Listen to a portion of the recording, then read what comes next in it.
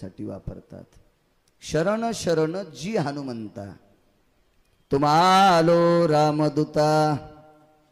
मारुतीराय मी तुम्हाला शरण आलोय, हे रामाच्या दूता, प्रभू रामचंद्रांच्या सेवका मी तुम्हाला शरण आलोय. मारुतीरायने प्रश्न केला, काय पाहिजे मला एकच सांगा. काय भक्तीच्या त्या वाटा, मज दावाव्या सुभटा. हे पवन सुता, तुम्ही जी भक्तीची वाट बघितलेली आहे, फार गोड अशी वाट आहे, ती मला दाखवा. मज दावाव्या सुभटा, अत्यंत गोड आहे, सुभट आहे, ते सात्विक वाटा आहेत, त्या मला दाखवा. शुरानी धीर, तुम्ही शूर आहात, धैर्यवंत आहात, मालकाच्या कामामध्ये तत्पर आहात. स्वामी काजी पै तत्पर, सेवक आहात तुम्ही, अत्यंत मालकाचं काम करत असताना निपुण आहात. याच्याकरता मी तुम्हाला शरण आहे. तुका म्हणे रुद्र अंजनीची कुमारा. हे मारुतीराय, आपण एकादश रुद्र आहात, त्या अंजनीचे तुम्ही कुमार आहात, म्हणून मी तुम्हाला शरण आहे. साधा सोपा सरळ अभंगाचा अर्थ झालं कीर्तन. विठाला विठाला.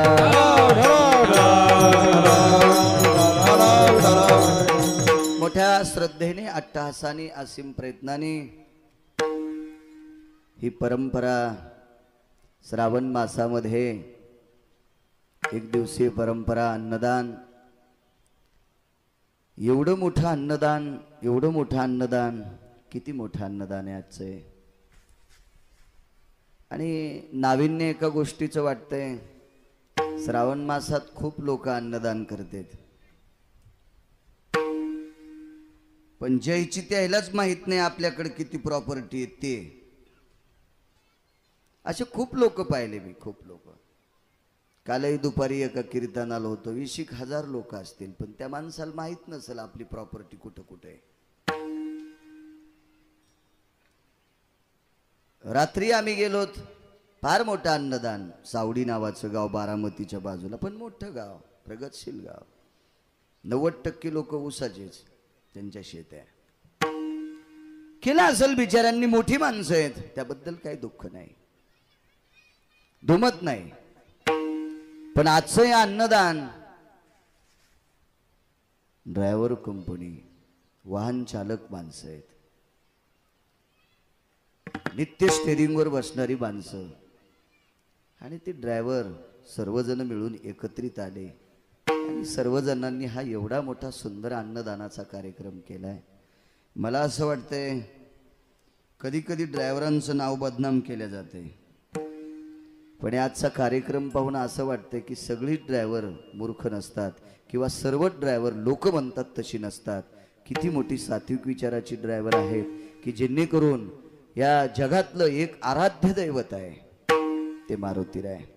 जगातला एक नंबरचा संन्यासी आहे ते मारुतीराय.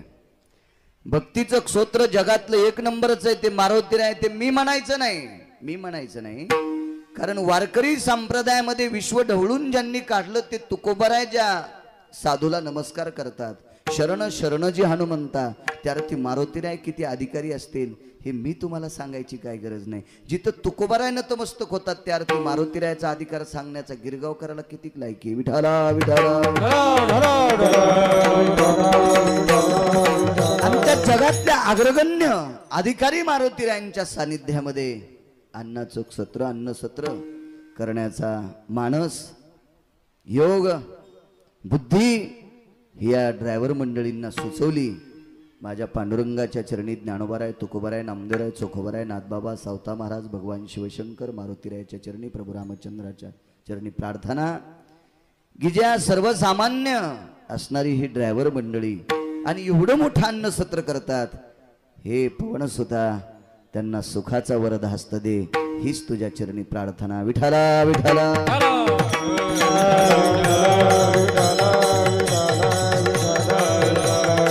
सर्व ड्रायव्हर मंडळी, नावं तर सगळ्यांची पाठ नाहीत, मला संपर्क करत राहिले ते हरिओम देशमुख, अजून त्यांचे सहकारी, बरीच सगळी जण, कारण फोनवर तर एखादाच व्यक्ती बोलू शकतो, पण सर्व ड्रायव्हर मंडळी सर्व आले त्याच्यामध्ये. सगळ्यांची आडनावं वेगळी असतील आणि मोठं नाविन्य हे 5 जे गाव आहेत या गावात पण प्रत्येकात कळस अशा प्रकारचं आलंय. ताड कळस, शिर कळस, पुंड कळस, ताम कळस आणि पुन्हा शिर कळस. वा, हे पाची कळसच येतं एकत्रित.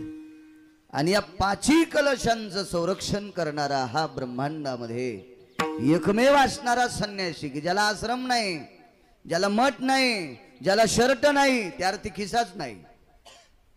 उभ्या आयुष्यात ज्याने जगाच्या मालकासमोर, लक्ष्मीच्या पती समोर कधीच असा हात केला नाही, असा ब्रह्मांडातला एकमेव संन्यासी ते मारुतीराय. त्या मारुतीरायांची कृपा या पाची पंचक्रोशीवर हो.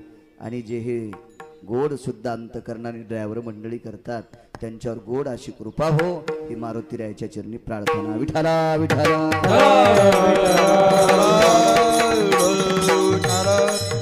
श्रीमंत श्री जगद्गुरु तुकोबाराय मारुतीरायाला शरण जातात. एका व्यक्तीनं प्रश्न केला, असं काय कमी असेल तुकोबारायाकडे की जेणेकरून मारुतीरायाला नमस्कार करतात? काय गरज आहे तुकोबारायाला नमस्कार करायची? मुद्दा एक आहे, माणसं यमाला भीतात. प्रत्येक जण, मी जरी तुम्हाला समोर मोठ्या आवेशात बोलत असेल तर मला सुद्धा यमाची भीती वाटते. सगळ्यांनाच वाटते. पैशावाला असेल, भिकारी असेल, कोणी असेल, त्याला यमाची भीती वाटते. आणि ज्याला यमाची भीती वाटते तो कोणाच्या तरी पुढे वाकत असतो. देवा देवा माझं संरक्षण कर रे, यमाच्या भीतीपोटी. पण मला सांगा, यमाच्या भीतीपोटी माणसं इकडं तिकडं वाकत असताना तुकोबारायला यमाची भीतीच नाही. उलट उलट उलट यमच तुकोबारायच्या पुढे वाकत होता. काळा गुलाम सलाम करी तुकया करी राबत से, तुकया करी राबत से, तुकया करी राबत से. काळा गुलाम सलाम करी तुकया करी राबत से, तुकया करी राबत से, तुकया करी राबत से. काळ गुलाम सलाम करी. तुकोबारायच्या सानिध्यात काळ मुजरा करायलाय. मुजरा घाला वाटत नाही काही काही लोकांना रामराम अगोदर. ज्याच्या खिशात 10-5 हजार रुपये तो फुगीर बाजारात कोणाला रामराम घालीन. जगाला खाणारा काळ तुकोबारायच्या समोर मुजरा करत आहे. काय ख्याती असेल तुकोबारायची. कैलास बुवा नुसता मुजरा करत नाही तर काळानं तुकोबारायचं नाव ऐकल्याच्या नंतर काळाचं धोतर सुटतंय, थरथर कापतंय. ते तुकाराम तुकाराम नाम घेता कापी. क्या बात है. नाम घेता कापी, नाम घेता कापी.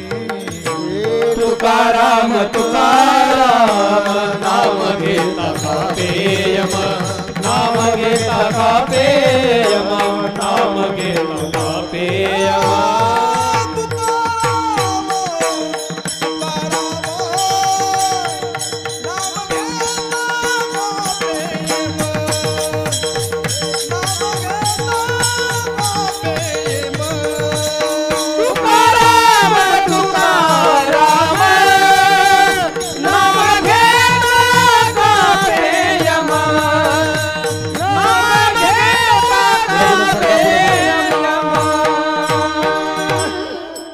तुकाराम तुकाराम नाम घेता कापेयम.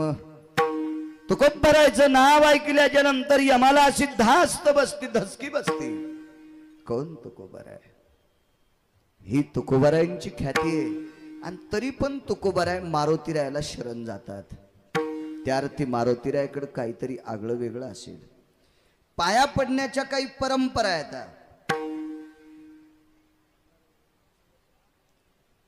सुंदर मुलगी आहे,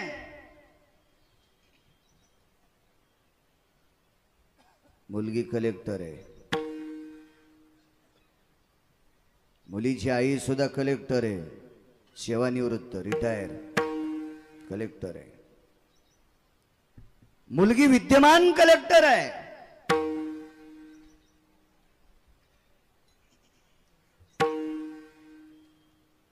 मुलीच्या आईनं जावाई सुद्धा कलेक्टर पाहिलाय. फार मोठं लग्न. मुलीची आई कलेक्टर, मुलगी कलेक्टर, नवरदेव कलेक्टर.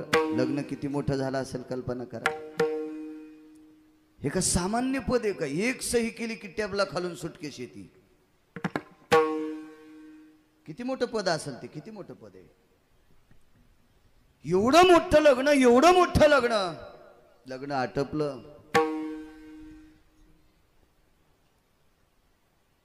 आणि लग्नाच्या शेवटचा कार्यक्रम असतो. साडे सुन्मुख परवर. महिलांना माहीत असतो कार्यक्रम, साडे माणसांना माहीत असते, पण परवर वगैरे हे बायकांचे कार्यक्रम असते. तुम्ही म्हणता तुला कसं काय माहीत, तू का बाई आहेस का? असंहीच की ताण. पण मी 2-4 वर्ष लग्न लावले म्हणून मला माहिती आहे. विठाला विठाला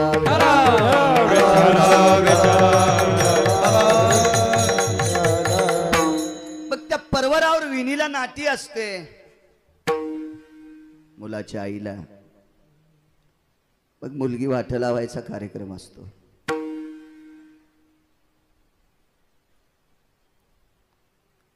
साठ वर्ष जिनं जिल्ह्याचा कारभार सांभाळावा अशी मुलीची आई नवरदेवाच्या आईच्या पाया पडती. नवरदेव कलेक्टर आहे, पण नवरदेवाची आई बँकेत पैसे उचलायला अंगुठा देती. शरण जाण्याच्या परंपरा सांगते तुम्हाला. तुकोबर आहे त्यातली नाहीत. नवरदेवाची आई बँकेत पैसे उचलीत असताना स्वतःचा अंगठा देते, तिला सही सुद्धा करता येत नाही. मुलगा कलेक्टर आहे, शिकवला असेल बिचारीने. मुलगी कलेक्टर आहे, मुलीची आई कलेक्टर आहे. आणि मुलीची आई नवरदेवाच्या आईला सही सुद्धा करता येत नाही, तिच्या पाया पडते. कारण सांगू तुम्हाला, ती त्या घरी काळीच तोडून देते. काळीच काळीच. लहानाचा मोठा केलेला जीव ती मुलगी, तो प्राण त्या माऊलीचा, ती त्या घरी सोपून देते. आणि जिला अंगठा सही करता येत नाही, तिच्या पायात जिल्हा सांभाळणारी बाई पडते. याचं कारण माय काळीच तोडून द्यायले. काळीच. लहानाचं मोठं अति प्रयत्नानं केलंय, पण राहिलेलं हिचं जीवन आता तुमच्या स्वाधीन करते. जिल्हा जरी ताब्यात असेल तरी पण त्या सामान्य अंगठा देते, जिला सही करता येत नाही. तिच्या पाया पडते. माय माझं वासरू आनंदात सांभाळा, याचा सांभाळ करा माय. पाय धरते. तिचा पाय धरण्याच्या पाठीमाग स्वारते, म्हणून ती पाया पडते. हेही तुकोबर आहे, पाया पडत नाहीत. कधी कधी परंपरा आहेत. वारकरी संप्रदायामध्ये विना घेत असताना, देत असताना, चाल म्हटल्याच्या नंतर एकमेकाचं दर्शन घेणं ही परंपरा आहे. पंढरीच्या लोका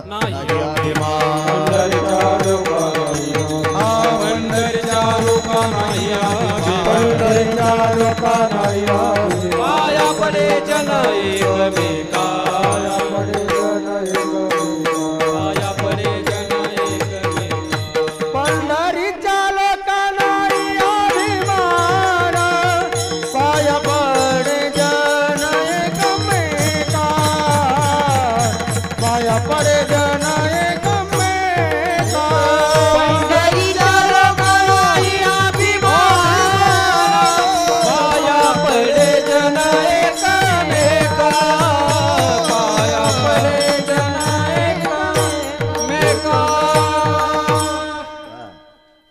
वारकरी संप्रदायातली परंपरा आहे. पंढरीच्या लोका नाही अभिमान, पाया पडे जन एकमेका. वारकरी संप्रदायामध्ये कोण किती विद्वान आहे, कोणाचा किती अभ्यास आहे, कोणी किती शास्त्र वाचिलेत, कोणी किती पुराण वाचिलेत, कोणी किती पंढरपूरच्या वाऱ्या केल्यात, हे बघितल्या जात नाही. तो संप्रदायात आहे ना, मग त्याला नमस्कार करायचा. पण आजचा जर भाव बघितला, शरण शरण जी हनुमंता, तर मारुतीरायाचा इकडे संबंध येत नाही. मग तरी तुकोबाराय नमस्कार का करतात? याचं काहीतरी नाविन्य असावा. मारुतीरायाकडे फार मोठा आगळा वेगळा भाग असावा. मारुतीला एक टोकाचे अधिकारी असावा. तुकोबाराय नमस्कार करतात त्या अर्थी ते सामान्य नाही. ठीक आहे, एखादा 2-4 अभंग पाठ करणारा कोणाच्या पाया पडत असेल त्याला काही मोठे पण नाही मामा. पण तुकोबाराय शरण शरण जी म्हणतात त्या अर्थी काहीतरी नाविन्य असेल मारुतीला. इकडे काय असावं नाविन्य. एकदा विभीषणाचं पत्र माझ्या भगवान प्रभू रामचंद्राला आलं. त्या पत्रात असा उल्लेख होता, हे जगदानंद कंद जगतपती भगवान प्रभू रामचंद्र अयोध्या नरेश, तुमच्या कृपेने मी लंकेचा राजा झालोय. लंका फार मोठी होती बरं, फार मोठी लंका होती. एक जणानं 1-1.5 कोटीचं घर बांधलं आणि मला वास्तुशांतीला नेलं. ते मावसनं गेलं. ते म्हणे महाराज आपल्या घरासारखं तुम्ही घर महाराष्ट्रात पाहिलं का. मी म्हणलं अरे येडपट हेस तू. रावणाला ओव्हरटेक करणारे लोक मी महाराष्ट्रात पाहिले. 2583 गाव झालेत माझे महाराष्ट्रातले. मी काय गांजा ओढून थोडाच फिरलोय. तू जे घर बांधलंस का 2-2.5 कोटीचं, अशी घरं काही काहीची बंडलाचीच तयार होती. एवढाले मोठाले माणसं पाहिले तेव्हा ते शांत बसलं. जाऊ दे म्हणे महाराज आपला रिवर्स गिअर. म्हणलं तो पहिल्यानं टाकायला पाहिजे होता. येडा आहेस तू. हे तुम्ही आम्ही एक छोटस घर केल्याच्या नंतर माणसाला एवढा अभिमान होतोय. ज्या लंकेचं स्वराज्य विभीषणाला प्राप्त झालं तर ती लंका किती मोठी असेल कल्पना करा. कशाची पुरी होती माऊली. सोनियाची पुरी समुद्राचा वेढा, समुदाय गाडा राक्षसाचा. क्या बात आहे. समुदाय गाडा राक्षसाचा. सोनियाची पुरी समुद्राचा वेढा, समुदाय गाला राक्षसाचा. समुदाय गाला राक्षसाचा. सोनियाची पुरी समुद्राचा वेढा, समुदाय गाडा राक्षसाचा. समुदाय गाडा राक्षसाचा. सोनियाची पुरी समुद्राचा वेढा, समुदाय गाला राक्षसाचा. समुदाय गाला राक्षसाचा. सोनियाची पुरी समुद्राचा वेढा, समुदाय गाढा राक्षसाचा. अख्खी नगरी सोन्याची आहे. त्या नगरीला वेढा राक्षसांचा आहे. संरक्षण राक्षसाचं आहे. आपण जे कंपाऊंड करतो का तो वेढा मात्र समुद्राचा आहे. चारी बाजूला समुद्र. इतकी सुंदर लंका. त्या लंकेचं स्वराज्य मला प्रभू तुमच्या कृपेने प्राप्त झालंय. पण आज दुपारी एक रावण आला आणि त्या रावणाने मला गादीच्या खाली उतरवलं. एक रावण मेल्याच्या नंतर विभीषणाला लंकेचं राज्य मिळालं. तो रावण 10 तोंडाचा होता. त्याला लंकेश म्हणतात. तो विभीषणाचा भाऊ आहे. पण आज जो रावण आलाय तो शतमुखी नावाचा रावण आहे.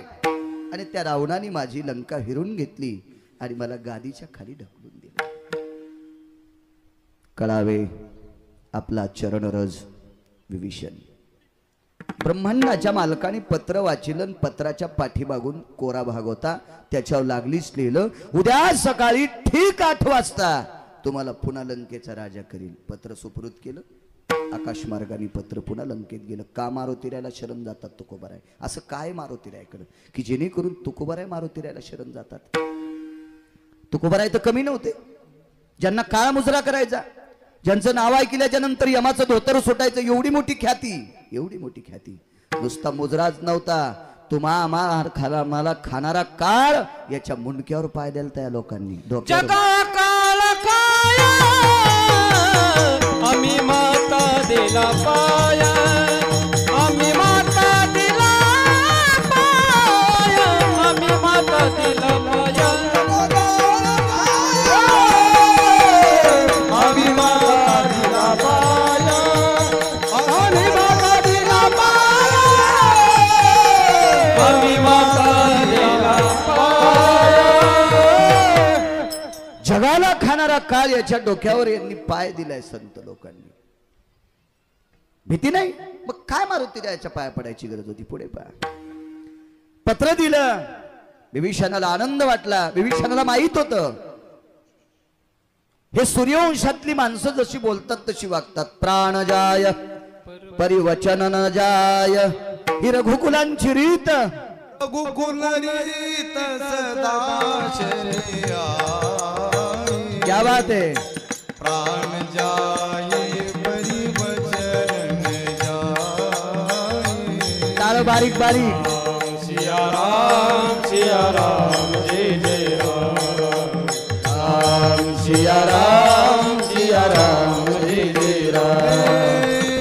रघुकुलरीत सदा चलिया, प्राण जाये परिवचन जाये.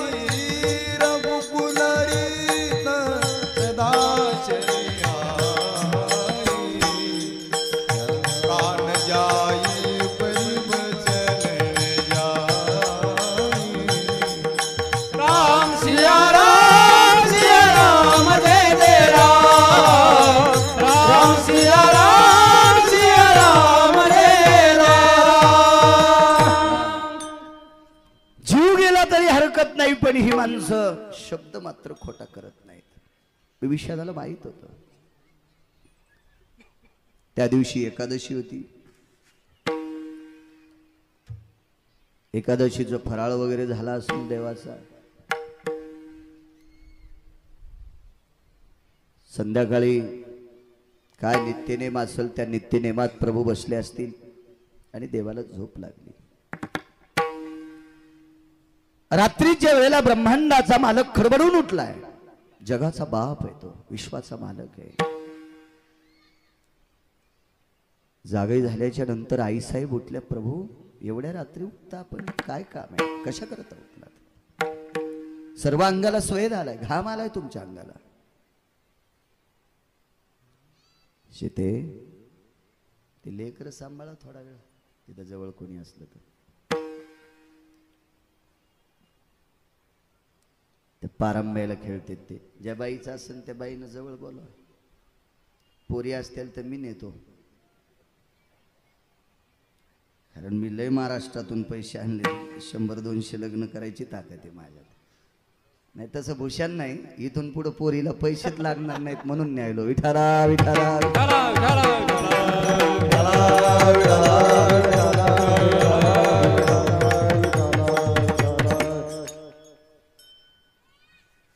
शिताय. उद्या सकाळी 8 वाजता विभीषणाला राजा करायचंय. सीतेनं सांगितलं, मालक थोडं तुम्ही शांतीने घ्यायला पाहिजे होते, एवढं काय इतकी काय गडबड होती? देवानं सांगितलं सीते हे कळालं नाही म्हणूनच आता पंचायती दिली ना. आता तू पुन्हा ते कशाला म्हणतीस? एक जण झाडावर गेलं आणि खाली पडलं, त्याचं तंगड मोड. तू कशाला गेलता? ते म्हणले कळाले असल्यावर गेलो असतो का? आता पडलंय ना, दवाखान्यात नाही ना का? पुन्हा तेच तेच तेच तेच तेच तेच. 4 फेब्रुवारीला अपघात झालता माझा, गाडी चुरा झाली. ती तुमच्यात पैशाची घेतलेली होती, पण ती पुन्हा दिली कंपनीनं वापस. फॉर्च्युनर होती, चुरा झाली चुरा. मला भेटायला येणारी माणसं म्हणले अपघात कस काय झाला? झाला या महाराज. विडाला विडाला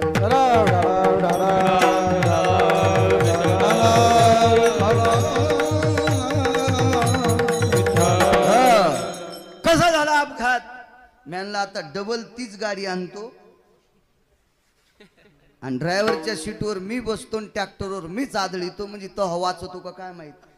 डबल करून दाखवितो. कसा झाला कसं सांगता येईल मला? सांगा बरं तुम्ही ती गोष्ट.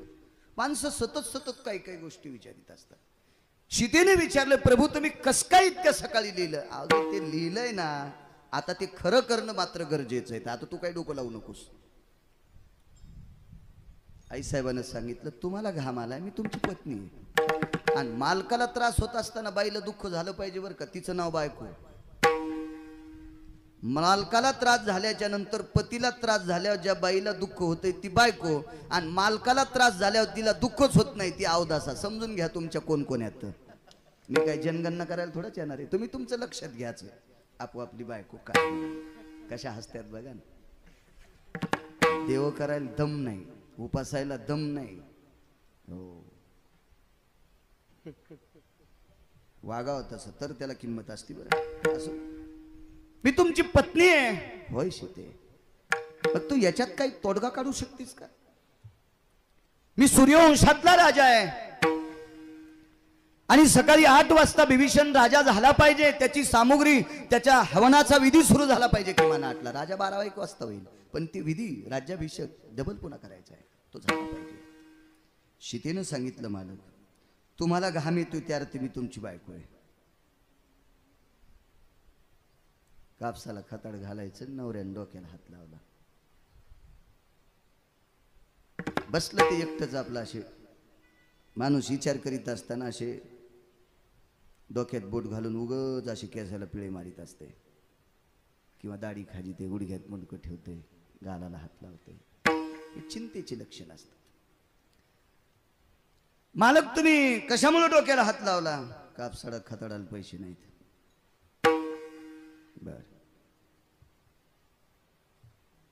ठीक आहे, काढा तुमचा हात. का ग?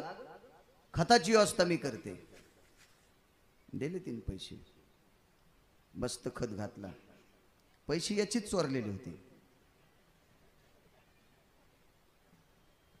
याचेच चोरले. ती कुठं जाणून बिचारी याचेच चोरलेले होते. एक जण मला म्हणलं महाराज तुमचा शब्द वापस घ्या, सगळ्या बायका चोर नसत्यात. त्याच्यावर नोटा बदलीचा कार्यक्रम झाला. त्यानं त्याचाच शब्द वापस घेतला. नोटा बदलल्या तर कोणाकडे बदली त्या का कोतोळाकडे देते का? सगळ्या कळाल्या कशा असतात बघा ना. बायका सगळ्याच चोर असतात, पण कोणाचं चोरतात माहिती का? ज्याच्या त्याच्या मालकाचं. दुसऱ्याच कसं चोरता येते. खताला पैसे दिले, मालकाचा ताण कमी केला. बायका कमी करू शकतात कधी कधी ताण मालकाचा, पण योग असा आला सीते मला जे घाम आलाय हा ताण तू कमी करतेस का? ती म्हणली मी करू शकत नाही. तुम्ही करू शकत नाही त्याअर्थी तुमचं मी करू शकत नाही, पण मी उपाय सांगू शकते. काय उपाय सीते? तुम्हाला आलेला ताण कमी करण्याची ताकद या सृष्टीवर एकाच व्यक्तीची, त्याचं नाव मारुतीराय. शरण शरण जे हनुमंत का म्हणतात तुकोबा. फक्त मारुतीराय मात्र तुमचा ताण कमी करू शकतात.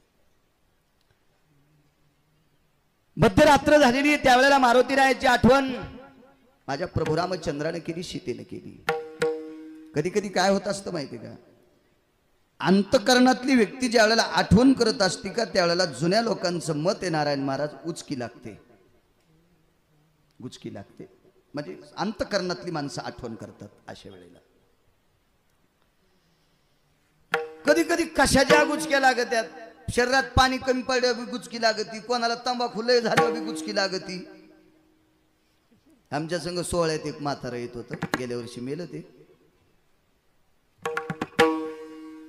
त्याला गुचकी लागली की म्हणायचं पोरायच्या माईनं सही केली. आता मला माहित होतं त्याची बायको त्याच्या आधी सोमवार सोडित होती, याची सही कशाला करीन जत्राला गेल्यावर. याला याची वाटच बघत नव्हती. ती भाज्यागार होत्या म्हणून आधीच सोमवार सोडित होती आणि कुठं बसून याची जत्रा सही करायला. पण चला मी म्हणलं पाणी पी तांब भरतोय, गुचकी राहते अण्णा तात्या. मेला अण्णा तात्या गेल्या वर्षी. कशालाही म्हणतात माझी सही केली, माझी हेतू केली. नाही, आज मारुतीरायाची आठवण माझ्या जगाच्या मालकानं केली, जगाच्या मालकिनीनं केली. आणि मारुतीरायाला काही संकेत होऊ लागले. संकेत आपल्याकडे एखादा चांगला व्यक्ती यायचा असेल त्यावेळेला सुद्धा शुभ संकेत असतात, किंवा आपण एखाद्या चांगल्या व्यक्तीकडे जात असेल तर त्या दिवशी सुद्धा शुभ संकेत असतील. देव भेटायचा असेल, साधू भेटायचा असेल, त्याचं भारतीय डोला लवे उजवी स्फुरत से पाहो, जावा डोला लवे उजवी स्फुरत से पाहो, जावा डोला लवे उजवी स्फुरत से पाहो, जावा डोला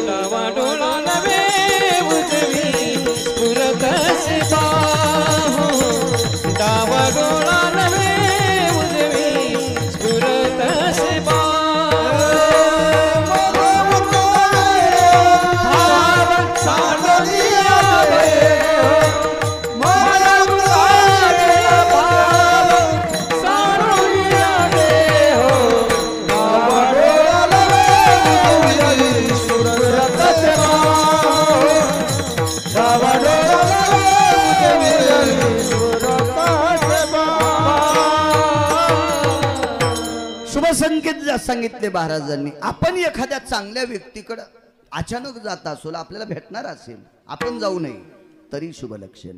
किंवा एखादी चांगली व्यक्ती आपल्याकडे येत असेल तर डावा डोळा लवे उजवी स्फुरतसे बाहो, हे साधू कल्याणकारी व्यक्ती भेटण्याचे लक्षण आहे. असे लक्षण मारुतीरायाला होत होते. पण मारुतीराय अशा निर्जळ स्थळी बसलेले होते की तो भयावह जंगल होतं. आणि मारुतीरायाने विचार केला, या वनामध्ये आतापर्यंत साधू आला नाही, कोणी आला, मी माझ्या बळावर येऊ शकतो. आणि आपल्याला तर चांगली व्यक्ती भेटण्याचे शुभ संकेत, इथं कोणी येऊ शकत नाही, आपल्याला चांगल्याकडे जावं लागेल. आणि मारुतीरायाच्या अंतकरणातला चांगला जगाचा बाप होता, तो विटेवरचा मालक होता, ते भगवान प्रभू रामचंद्र होता. उड्डाण केल्याबरोबर अयोध्येत प्रवेश केला, उडी मारली. सुमंतानी पाहिलं, पण सुद्धा एवढ्या रात्री, होय काय एवढ्या रात्री, काय नाही, देवाला भेटावं अशी मानसिकता झाली. मनात आलं देवाला भेटावं वाटलं. सुमंतानं सांगितलं, 2 तासापासून भगवंताच्या वाड्यामध्ये थोडासा बोलण्याचा आवाज येतोय. मलाही शंका, एवढ्या रात्री कोणी बोलत नसतं, काय बोलत असतील प्रभू रामचंद्र. प्रधानाचा वाडा बाजूलाच होता. मारुतीरायाने आवाज दिल्याबरोबर भालदार चोपदारांनी दार उघडलं. आतमध्ये गेले. ब्रह्मांडाचा मालक बसलेला आहे आसनावर, आईसाहेब बाजूला आहेत. मारुतीरायाला पाहिल्याबरोबर देवाचे डोळे भरून आले. खळा खळा खळा खळा डोळ्यातून पाणी आलं. सीताबाई राय साहेबांचं अंतकरण चिंब झालं. प्रभू हनुमंत आलाय. आसनावर जगाचा बाप उठून उभा राहिला.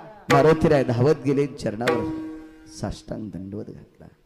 प्रभू, शरीराला आपल्या कापरं भरलंय, अंगाला घाम येतोय, आपल्या काय कारण. हनुमंता, एक अनावधानानं माझ्याच्याने एक चूक घडली. चूक नाही म्हणता येईल तिला, पण 4-2 दिवसाला करायचं ते तात्काळ करण्याचं असं माझ्या हातानं लिखाण झालं. आणि ते उद्या सकाळी 8 वाजता राज्याभिषेकाला सुरुवात व्हावी होईल असं मी वचन बिभीषणाला दिलं. आणि बिभीषणाला शतमुखी नावाच्या रावणाने लंकेच्या स्वराज्यावरून हटवले. काय करावं लागेल. मारुतीरायानं सांगितलं, पर्याय एकच आहे, तुम्ही दिलेला शब्द खरा होतो, पण शतमुखी नावाचा रावण मारणं गरजेचं आहे. जोपर्यंत तो मरत नाही तोपर्यंत तुम्ही काही लिहा, तुमचं खोटच आहे. हनुमंता, मी सूर्यवंशातला राजा आहे रे. आतापर्यंत सूर्यवंशातली राजी खोटं बोलली नाही. आणि मी जर खोटं बोललो तर पूर्वज माझ्या अंगावर थुंकतील. सूर्यवंशाची निष्ठा फार मोठी होती. किती इमानदार होते सूर्यवंशातले राजे सांगू, दिलेल्या शब्दाला जागत होते. एका सूर्यवंशातल्या राजाला रात्री स्वप्न पडलं. पुन्हा येतो बरं मुद्द्यावर, तुकोबाराय का शरण जातात. भगवान प्रभू रामचंद्र सांगतात, हनुमंता, मी सूर्यवंशातला राजा आहे, आमच्या सूर्यवंशामध्ये खोटं बोलत नाही, दिलेला शब्द पाळतात. किती पाळतात त्याचं उदाहरण मी सांगतोय तुम्हाला, गरज नाही तरी पण सांगतोय. तुम्हालाही कळावं सूर्यवंश किती इमानदार होता. एकदा एका राजाला स्वप्न पडलं आणि स्वप्नात त्या राजाने राज्यदान दिलं. स्वप्नात त्या राजाने एका महाराजाला राज्यदान देऊन टाकलं, राज्य. आणि 3.5 भार सोनं दान केलं. तसं त्या राजाकडे सोनं कुंटाला नव्हतं. राज्यदान झालं, त्या अर्थी सोनं दान झालं. पण स्वप्न असं पडलं त्या समोरच्या व्यक्तीला, राजा, मला तू स्वप्नात स्वराज्य दान दिलंस आणि 3.5 भार सोनं दान दिलंस. आलं सकाळीच महाराज.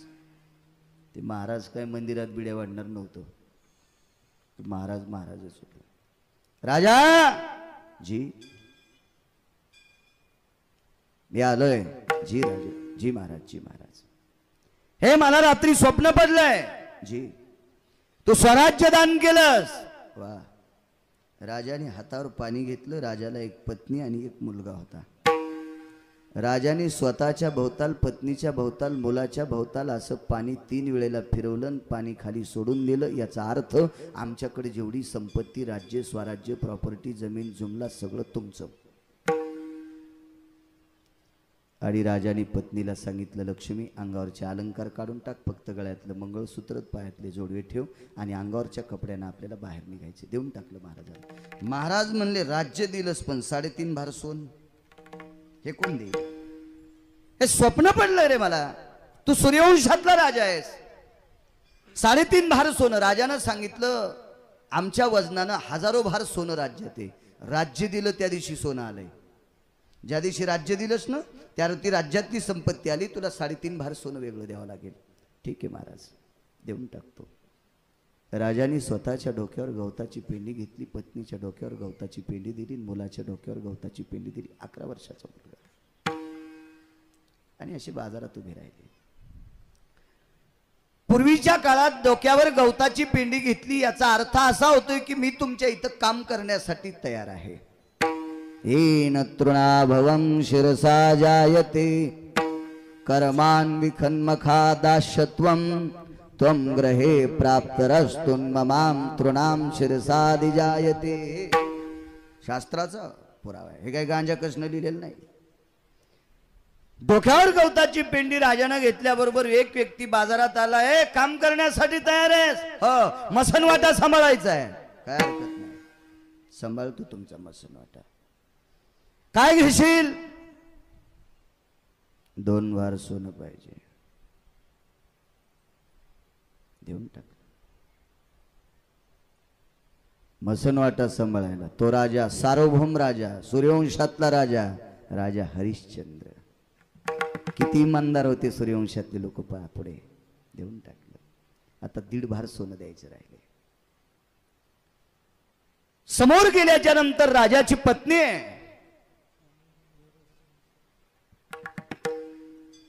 त्या बाईकडे बघितलं बऱ्याच लोकांनी, पण सगळ्या लोकांनी विचार केला हिचं सौंदर्य इतकं सुंदर आहे. चंद्राच्या शीतल प्रकाशाला लाजवती, सूर्याच्या तेजस्वी प्रकाशाला लाजवितील. ही आपल्या इथं काम काय करील? हिला कापूस खुरपायला न्या आणि कापसावा मवा पडाय. मवेनं हिचं अंग खाजो. ही 150चा कापूस खुरपीन आणि 2000चा दवाखाना लागल. मग न्याचीच कशाला? कोणीच नेत नव्हतं. पण पुढे पितृपंधरवाडा होता. आता श्रावण संपला की भाद्रपद, आणि भाद्रपदामध्ये 15 दिवस पितृपंधरवाड्याचे असतात. आणि त्या पितृपंधरवाड्यामध्ये दर्भाची गरज असते. दर्भ, पिंड तर्पण करण्यासाठी दर्भ लागतो. दर्भ म्हणजे ऐकायला असं जरी नाविन्य वाटलं असेल, पण दर्भ काय अशी दुर्मिळ वस्तू नाही, आपल्या नादाडाला भेटती. दर्भ म्हणजे सोप्या भाषेत सांगायचं म्हणजे मूळ. पोळ्याच्या दिवशी लागतो बैलाचा कांदा मळायला मूळ. आणि या दर्भाच्याच अंगठ्या असतात त्या दिवशी पूजा करताना वगैरे वगैरे. हे दर्भ ऐकण्यासाठी एक व्यक्ती आला. त्यानं पाहिलं बाई ओळखल्यासारखी, ओळखीची दिसते, पण त्याच्या मनात शंका आहे. जी बाई मी बघतोय ती बाई राजाची पत्नी आशीच्या सारखी दिसती, आणि ती राजाचीच पत्नी म्हणावा, बाजारात कस काय?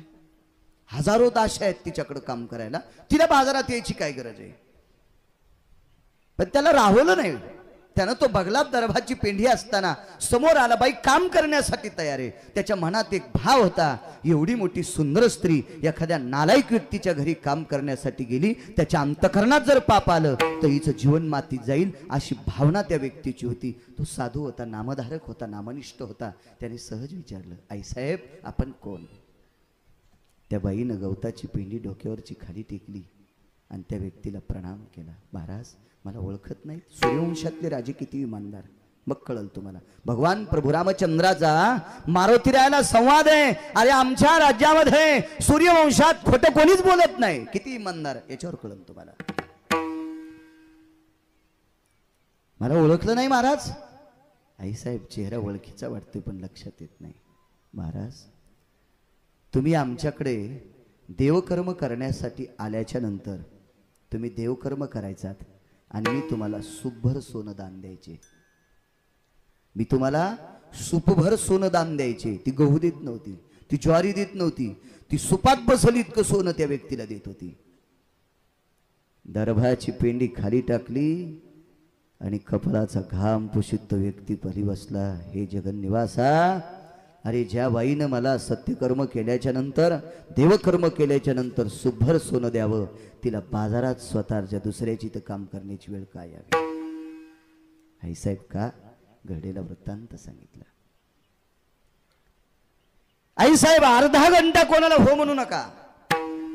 आई साहेब अर्धा घंटा कोणाची तर कामाला जाईल असं हो म्हणू नका. मी अर्ध्या तासात परत येतो. पळत व्यक्ती घरी गेला आणि पत्नीला सांगितलं, लक्ष्मी, ज्या घराण्यामुळं आपला संसार सोन्याचा झालाय, ज्या घराण्यामुळे आपल्या घरात गावरान तुपातली पदार्थ खातो, ज्या घराण्यामुळे आपल्याकडे सगळी चणचण चालू आहे, अशा घराण्यातल्या बाईला दुसऱ्याची तर काम करायची वेळ आली. प्रिये लक्ष्मी, मी एक विनंती करतो, एखाद्या नालायक माणसाच्या घरी काम करण्यासाठी जाण्यापेक्षा जिनं आपल्यावर लेकरासारखी कृपा केली, माईसारखं प्रेम केले, त्या बाईला आपल्याकडे आणू द्या. बाई तयार. काय द्यावं लागेल बाई? एवढं एवढं सोनं. त्या व्यक्तीच्या पत्नीनं सांगितलं, मालक, हे सोनं आपल्याला जिनं दिले तिला सोडण्यासाठी द्यायला काहीच हरकत नाही. उपकाराची फेड उपकारानं करावी. देऊन टाकलं. काम काय काय करताल? बाईनं सांगितलं, तुम्ही सांगताल, नैतिका येतो ज्या येते क्रियाम तत्राम निषेधे सनिद्धा यत कर्मनाम यज्जा येते. याचा अर्थ सांगू तुम्हाला. नैतिक कामाच्या परिच्छेदाचा हा भाग सोडून बाकी सांगताल ते काम करेन. माझ्या शरीराचं आचरण शाबूत ठेवीन. काय स्त्री आहे भारताची, काय गोडवा असेल या भारत देशाच्या स्त्री. महाराज, माझं आचरण शाबूत ठेवीन. हे आचरण शाबूत ठेवण्यासाठी जे काम त्यासता येईल फक्त तितकंच तेजील, बाकी तुम्ही सांगताल ते काम करेल. तोही माणूस निष्ठावंत होता. त्यानं सांगितलं, आई साहेब, फक्त आमचं देवघर सारवायचं. काम तर द्यावं लागेल काय, फक्त देवघर सारवायचं. वडील विकले, आई विकली, मुलगा ऐकायचं राहिलाय. किती इमानदार लोक आहे. देऊन टाकलं ते सोनं. समोरच्या व्यक्तीनं मसनवाटा सांभाळण्यासाठी राजा हरिश्चंद्राला विकत घेतलं, त्यानंही सोनं आणून टाकलं. एका व्यक्तीनं तारामतीला विकत घेतलं, त्यानंही सोनं आणून टाकलं. त्या समोरच्या व्यक्तीने सांगितलं, बाईसाहेब चला, आता ऊन फार लागते, चला तुम्ही. बाईने सांगितलं, एकदा मालकाचं दर्शन घेऊन येऊ द्या. मालकाचं दर्शन तारामतीनं हरिश्चंद्र राजाचं दर्शन घेतलं. स्वामी, तुम्ही केलेला परमार्थ माझ्या कामी आला, तुम्ही केलेलं दातृत्व माझ्या कामी आलं. मला एका चांगल्या व्यक्तीनं फक्त देवघर सारवण्यासाठी नेलंय. ठीक आहे, तारामती जा. हरिश्चंद्रानं सांगितलं, तारामती, तुला सूर्यवंशाची शपथ आहे. तुझ्या मालकाला देवापेक्षा मोठं समजते, त्या हरिश्चंद्र राजाची शपथ आहे. ज्याचा मोबदला घेतलाय त्याचं घर व्यवस्थित सारव. येते समोरच्या व्यक्तीची पत्नी पाठीमागं चालत होती, तो पुढं चालत होता आणि त्याच्या पत्नीच्या पाठीमागं तारामती चालत होती. ती समोरची व्यक्ती वडाच्या झाडाच्या पलीकडे गेली असेल, त्याची पत्नी माझ्यापर्यंत असेल आणि तारामती आईसाहेब अजून 100 फूट पाठीमागं असतील. सूर्यवंशातले राजे किती इमानदार आहेत याच्यावर कळ सांगतोय तुम्हाला. ब्राह्मणाने पाठीमागं फिरून पाहिलं, त्या साधूने आपली पत्नी दुरेने आपल्या पत्नीच्या फार पाठीमागं राजा हरिश्चंद्राची पत्नी. तो वापस आला, पत्नीच्या जवळ येऊन पत्नीला वापस फिरवलं आणि तारामतीच्या जवळ गेले आणि सांगितलं, आईसाहेब, तुम्हाला काम करण्याचा आमच्या इथं कंटाळा येत असेल, भगवंताची शपथ घेऊन सांगतो, पोटच्या मुली इतकं तुम्हाला गोड सांभाळेल, पण तुम्ही आमच्या घरी येण्यासाठी अनमान करू नका. एखाद्या नालायक माणसाच्या घरी राजाची पत्नी नीच काम करण्यासाठी जाऊ नये, हेच माझा उद्देश आहे. म्हणून तुम्ही माझ्या देवघरात कायमस्वरूपी भगवंताचं चिंतन करीत बसा. मी देवाला जो नैवेद्य अर्पण करील तोच तुम्हाला अर्पण करील, पण माझ्याकडे प्रसन्नपणानं चला. हरिश्चंद्र राजाची पत्नी तारामती खाली बसली आणि तिने सांगितलं, महाराज, मी नुसतं सारवण्यासाठी नाही, तुम्ही शेण काढायला लावलं तरी मी शेण काढील, तुम्ही शेतातलं काम करायला लावलं तरी मी ते काम करील, दोन्ही भांडी सडा सर्व करील. दुःख एका गोष्टीचे, गाय तुमच्या घरी येते आणि वासरू मात्र तिचं तिथं थांबले. महाराज, माझा 11 वर्षाचा मुलगा, माझा 11 वर्षाचा एकुलता एक बाळ, त्याचा पिता मसनवाटा सांभाळायला जातोय, मी तुमच्याकडे आनंदाचे लाडू खायला येते, पण माझा 11 वर्षाचा बालक, माझं पारस, या गाईचं वासरू मात्र एखाद्याच्या घरी जर गेलं तर त्याचं जीवन मातीत जाईल आणि त्याला सोडून मला यावंसं वाटत नाही. त्या व्यक्तीच्या पत्नीनं सांगितलं, धनी आपण एवढं काही जे जगतोय का, याच व्यक्तीच्या जीवावर जगतोय. आपण या बाईची नीच्या लेकराची ताटातोट करू नका. पुन्हा ठरलेलं सोनं देऊन टाकलं आणि रोहिदासाला सोडून घेतलं. आईनं कडकडाट मिठी मारली, बाळा तुझ्या बाबानं केलेलं पुण्य आपल्या पाठीमागं आलं. दोघांना चांगल्या व्यक्तीच्या घरी जाण्याचा योग आला, पण तुझ्या बाबाला मात्र मशानभूमी सांभाळायचा योग आहे.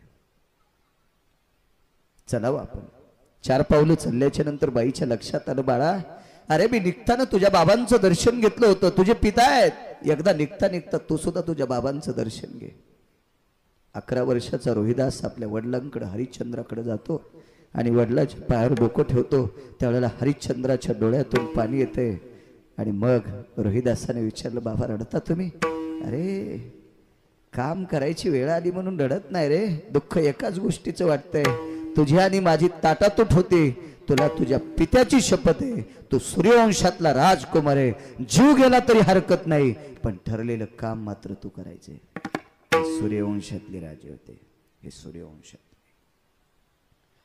मारुती रायाला प्रभू रामचंद्र सांगतात, हनुमंता या सूर्यवंशात जन्माला आली राजे इतके अधिकारी आहेत. मी शब्द दिलाय सकाळी 8ला राज्याभिषेकाची तयारी होईल. आता कसा शब्द पाळायचा आहे? प्रभू काळजी करू नका. शतमुखी रावण मारायचा, अरे त्याला मारणं इतकं सोपं आहे का? अरे 10 तोंडाचा रावण मारण्यासाठी 18 पद्म वानर, 72 कोटी रीछ, 56 कोटी गोलांगोळ, एवढ्या मोठी सुवेळेच्या ठिकाणी युद्ध करावं लागलं. हा 100 तोंडाचा रावण मरणं इतकं सोपं आहे का? तुम्ही काळजी करू नका प्रभू. अरे काय काळजी करायची? उद्या द्वादशी, द्वादशी साधन द्वादशी, आणि एकादशी पेक्षा साधन द्वादशीचं व्रत जरा कठीण असते. काहीला माहित नसेल साधन द्वादशी. लोक म्हणते द्वादशीचं व्रत काय कठीण आहे, स्वयंपाक झाला की कच्चून हाणायचं, सुटली द्वादश. तशी नाही रे सोमळ्या, बैंगण्या. साधन द्वादशी त्याला म्हणतात, सूर्याचं किरण पडणे आणि वदनी कवळ घेता.